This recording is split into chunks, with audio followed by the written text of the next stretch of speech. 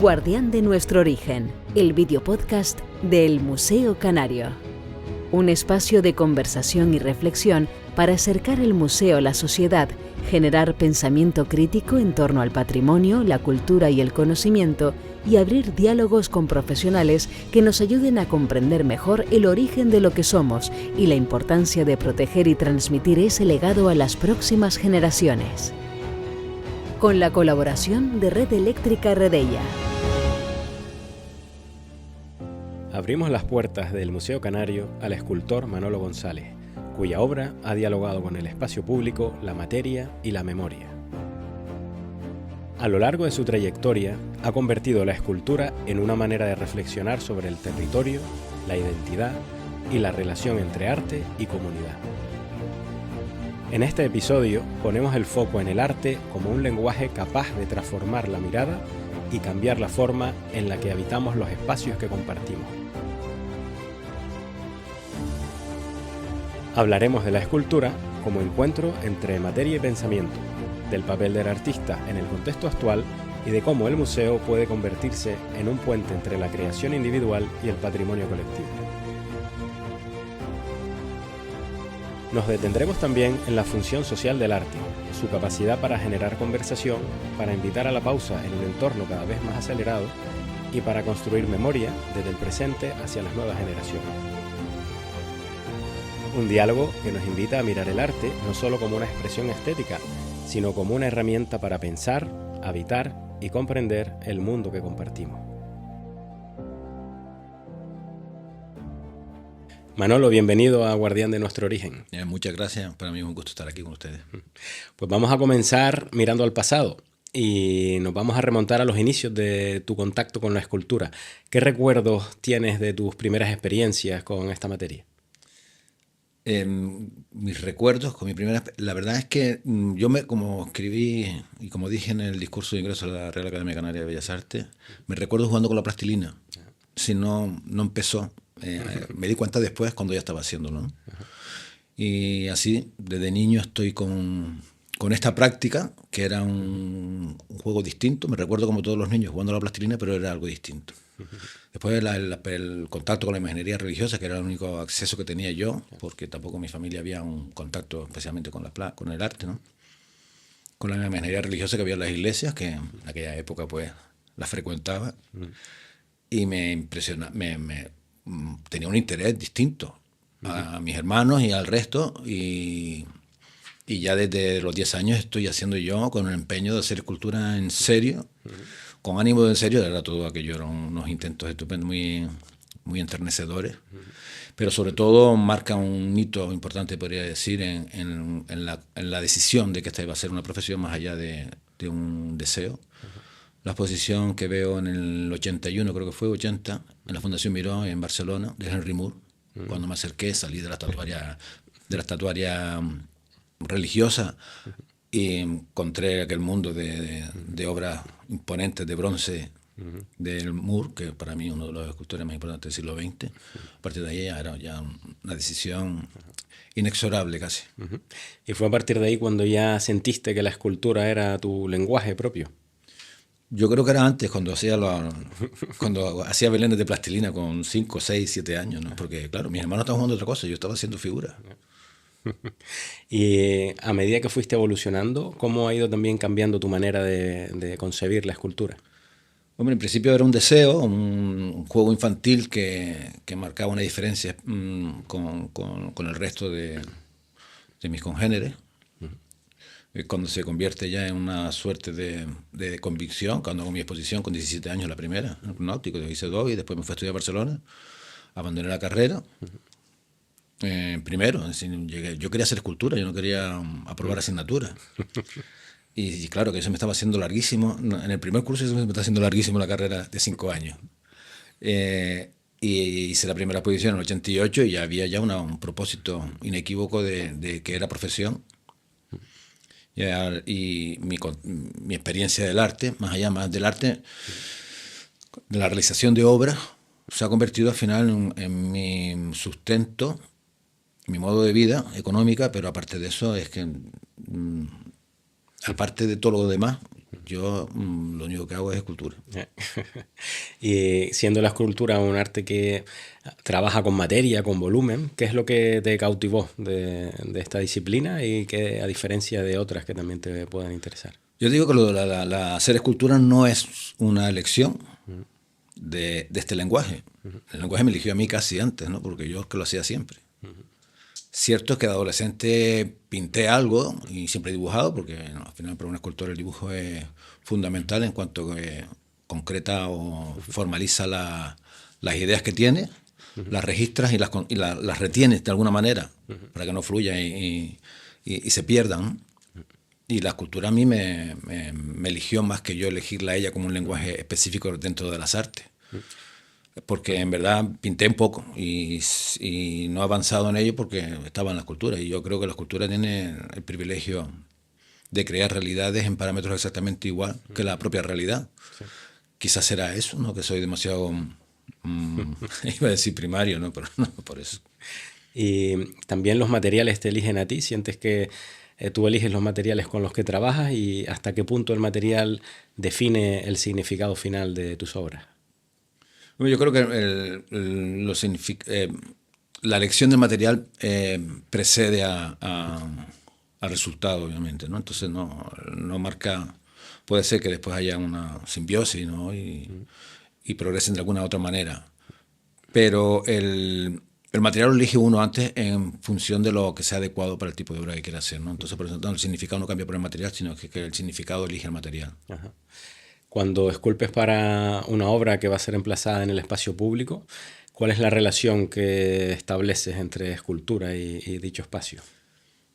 Para mí es una grandísima responsabilidad, siempre lo he dicho, desde la primera que hice, en el 89, sentía un compromiso y una responsabilidad con el espacio que vas a ocupar, un espacio de todos, y a fin de cuentas va a estar afectando la percepción de ese espacio y una vez que la obra se consolida en el lugar, termina marcando y generando direcciones, vectores y perspectivas del espacio, y quien la conoce de nuevo pues puede asumirla, pero quien la conoce de toda la vida, pues los espacios vienen casi definidos por el hito de una obra artística, porque tiene una presencia mucho más relevante que un báculo de una farola, obviamente, ¿no? Entonces al final se generan, en torno a la obra de arte se generan muchos particulares que son más responsabilidad que otra cosa.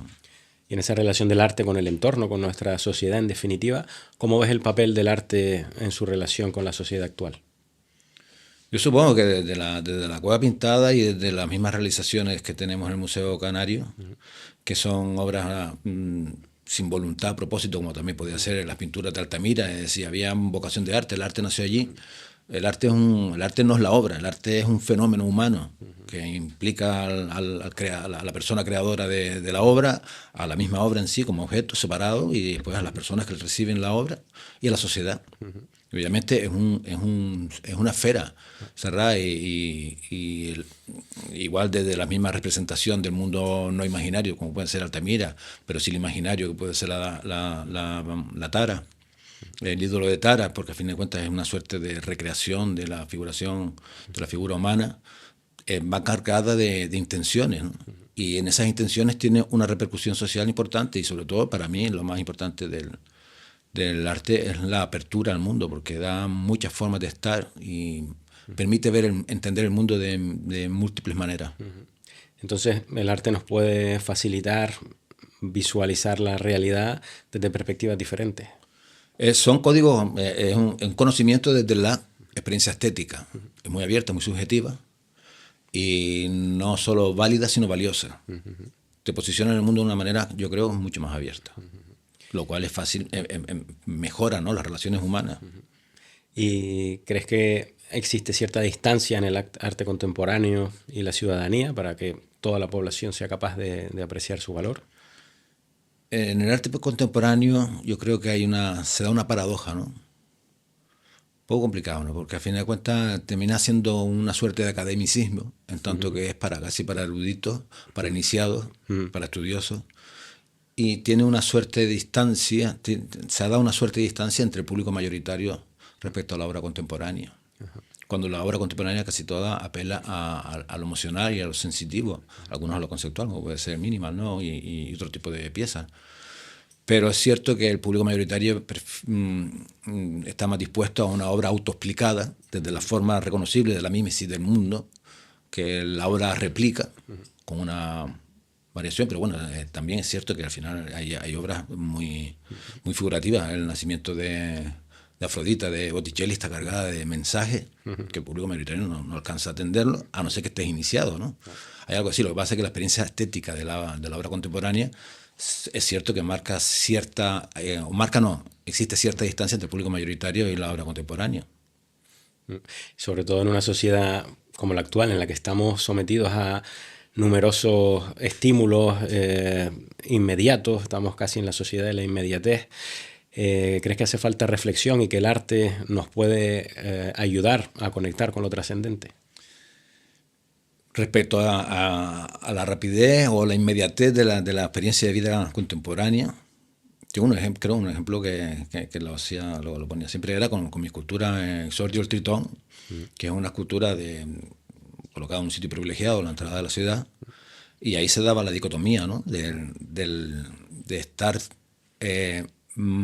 ser más valorado la experiencia en el coche a 80 por hora que la experiencia de ir allí y demorarse en la obra, y lo que invita a la obra a demorarse en el paisaje, no tanto en la obra en sí. Y eso es demorarse en uno mismo, porque uno se da tiempo a la experiencia estética de otra manera, porque obviamente a 80 por hora, pero así pasa, ¿no? Yo estoy en el museo, estoy dibujando, pon tú en algo que he visitado y que no sé ni cuántas veces lo he hecho, en la Academia Forense, ahí con los esclavos y con la Pietà Palestrina o con el David, y veo grupos y grupos que ven rápido, pum, pum, pum, van de una pieza a la otra. Es cierto que no es público especializado, ni tiene por qué serlo, ¿no? Tiene una experiencia estética y suficientemente válida para cada uno, ¿no?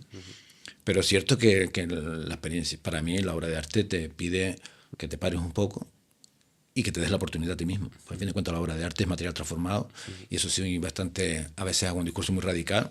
Una pieza de bronce es material transformado y es una gran pieza, en tanto que hay un espectador, que es una persona que le dé ese rango, ¿no?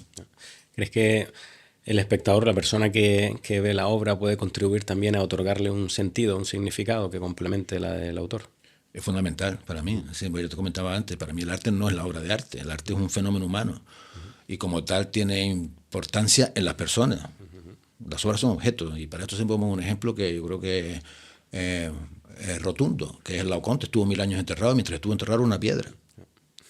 Solo fue otra vez el gran Laocoonte que hablaba Pino el Viejo, cuando en el 1506 lo sacan fuera, y hubo personas que se maravillaron ante el hallazgo de la pieza.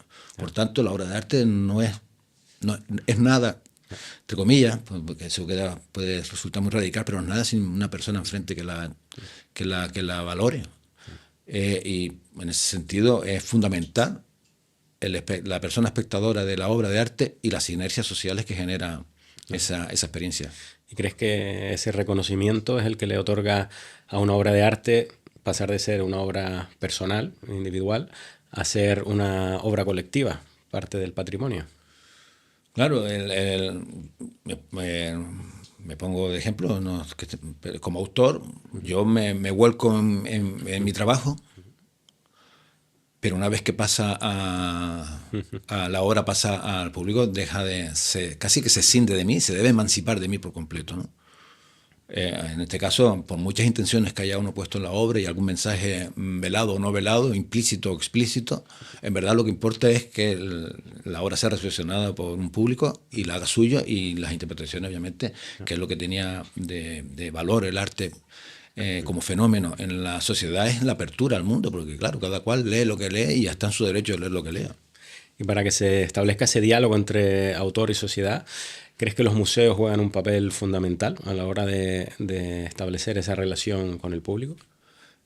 Sí, obviamente, ¿no? Sí, con la cantidad de horas que tengo en el museo, ¿cómo voy a decir? Pero en el museo hay un momento que es lo sacramental, ¿no? La obra queda enajenada de su momento originario, ya sea la misma Venus de Milo, que la Venus de Milo era una obra de santuario, una diosa, por el mundo griego, como podía ser cualquier deidad en el mundo contemporáneo para todas las religiones, las múltiples religiones que haya, sobre todo la católica o la que es la que tiene imaginería, ¿no?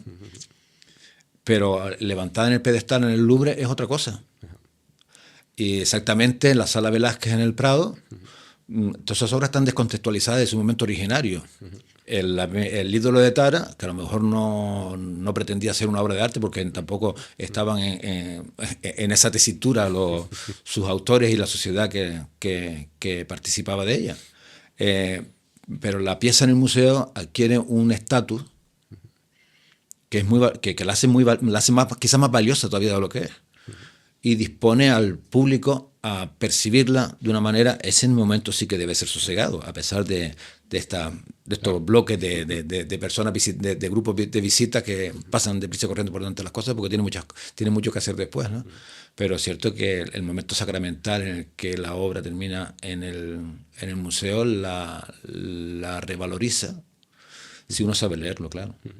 Y desde esta responsabilidad que tienen los museos, ¿qué crees que se podría proponer para facilitar esa comprensión por parte de una sociedad o de una parte de la población que a lo mejor no se siente necesariamente identificada con el arte? Bueno, yo no conté posiblemente los departamentos de pedagogía de los museos, ¿no? Porque, claro, se está diciendo antes, la obra sacramental, la obra se sacraliza en el museo, pero necesita una conexión hay que conectarlas con el público a través de departamentos pedagógicos, supongo, porque en cualquier caso no todas las personas tienen esa disposición natural o aprendida a acercarse a la obra, pero insisto, no acercarse a la obra para venerar la obra. Cuando hablo de la obra sacramentada de alguna manera en la pared del museo o una vitrina, la obra, lo importante son las personas, es decir, para darse la oportunidad al espectador de tener una experiencia de vida mucho más rica, que es la que aporta la obra de arte. ¿Y cómo se transmite la sensibilidad artística de una generación a otra? Es decir, tanto a nivel de interés como también de fomentar la creación y el talento. ¿Qué crees tú que podemos proponer como las claves para que se produzca este tipo de confluencia entre las nuevas generaciones? Bueno, para estimular a las nuevas generaciones, como te comentaba antes, aparte del trabajo de pedagogía de los museos, en tanto de introducir y de disponer a las personas, a los visitantes, tanto posiblemente los colegios, algo que hace el Museo Canario estupendamente, con las visitas de los colegios para que los niños y las niñas tengan acceso a la obra y a la experiencia del museo y no sea una cosa ajena, algo que se visitó una vez y que no se va, sino es un sitio al que ir. Digo, yo llevo... Claro, yo tenía una disposición natural y por suerte he tenido la suerte de visitar museos, primero porque me llamaban y después porque yo lo he decidido. Y para mí es un espacio, el museo para mí es un sitio en el que entro a las 8 de la mañana y me puedo marchar a las 5 de la tarde. ¿Cómo ves la situación del arte en Canarias, también en comparación con otros lugares? ¿Y a qué desafíos crees que nos enfrentamos? Como artista, me refiero, de tu enfoque personal como artista. Siempre es complicado, pero yo creo que es complicado en todos lados, ¿no? Es una profesión muy vulnerable, muy frágil. Están los hitos de las grandes celebrities del arte, pero no son paradigmas de nada, son paradigmas de ellos solos, ¿no? Y hacer de esto una carrera y una profesión es muy complicado. Para eso tiene que haber una sociedad que te reclame el trabajo también y que lo valore. Y que haga los trabajos las realizaciones que uno hace, las haga suyas. Yo en ese sentido no me puedo quejar, yo no me fui fuera. Muchas veces me preguntan por qué no te fuiste. No me fui fuera porque siempre tuve trabajo. Y porque los trabajos que me ofrecían aquí eran valiosos, valía la pena hacerlas. Y yo todas las obras que he hecho, ninguna la escondo. Todas están en mi currículum, ¿no? Porque son todas, aunque sean hasta las más alimenticias, en el sentido de que, bueno, un encargo que te quedas así, no lo he conseguido hacer de tal manera que forme parte de todo mi recorrido. Pero obviamente es una profesión frágil, como otras tantas, ¿no? Pero esta quizás más porque al final se confunde con la afición y no se depura el momento profesional. La sociedad la valora, pero la valora para unas cosas, pero para otras no tanto. Pero supongo que no tendrá muchas más complicaciones que en otros sitios, salvando que estamos en un territorio alejado, pero... a mí no me ha ido mal, la verdad, no me puedo quejar. ¿Y crees que la escultura en Canarias es un elemento clave para nuestra identidad? La escultura. Sí. Es complicado en el sentido de definirlo como tal, como identidad, pero es quizás de las artes, de las realizaciones artísticas, la que ocupa los espacios públicos, ahí quería llegar, y se va fijando hitos estéticos que calan y que se consolidan en la memoria colectiva. Y entonces puede ir marcando por ahí, obviamente, una suerte de identidad. El Lido de Tara está, bueno, yo creo que es un universal casi en Canarias, ¿no? Por lo menos en Gran Canaria. Y casi la mayoría de la ciudadanía de Gran Canaria tienen Lido de Tara un referente de la identidad de Canarias, y es un hecho estatuario, ¿no? Bueno, después de todo lo que hemos hablado, ¿cómo resumirías esa relación entre escultura, arte, patrimonio, sociedad y museos? Pues hablando de museos, estamos aquí por el Museo Canario, pienso que al final yo creo, como te comentaba antes, mi relación con los museos es una relación de íntima. Es un espacio en el que me desenvuelvo con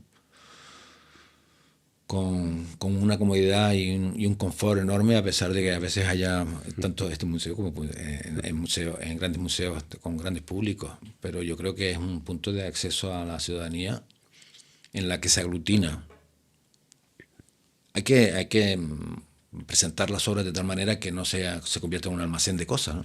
Sino que haya una experiencia de cada pieza, las piezas más valiosas, en las que se vaya configurando en el imaginario de las personas y en la experiencia de estar en el mundo de las personas hitos de las grandes realizaciones del ser humano, ya sea volvemos a Tara, porque es quizás la más significativa del Museo Canario, o la más conocida, pero de todos los elementos que se puedan presentar en un museo, hablan de la excelencia del hacer, ¿no?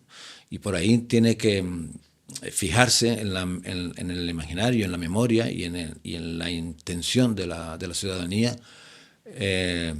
los valores implícitos en una obra de arte, ¿no? Porque aparte de que son representativos de una época y representan una experiencia de mundo e imaginario, también hablan del saber hacer, de la excelencia, y como patrón de actitud ante la vida, yo creo que es muy valioso. Manolo, muchísimas gracias por compartir con nosotros tu visión, tu experiencia y por ser guardián de nuestro origen. Muchísimas gracias a ustedes, para mí ha sido un placer.